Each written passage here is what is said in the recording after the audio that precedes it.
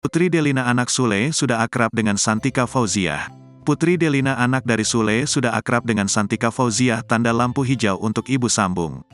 Hal itu terlihat saat merayakan ulang tahun Santika Fauziah, dan Sule anak ibunya serta sang anak Putri Delina.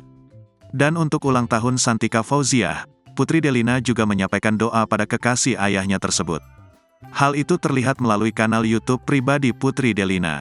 Saat itu, Putri Delina memanggil kekasih Sule dengan sebutan tante. Putri Delina menyebut jika dirinya akan memberikan kejutan ulang tahun. "Jadi hari ini kita mau surprise-in tante karena ulang tahun," ucap Putri Delina. Putri Delina memberikan kejutan ulang tahun untuk Santika dengan makan bersama. Ia bersama Sule dan Santika makan bersama di sebuah restoran Jepang di kawasan Bekasi. Diketahui, Putri Delina tak hanya makan bersama dengan Sule dan Santika.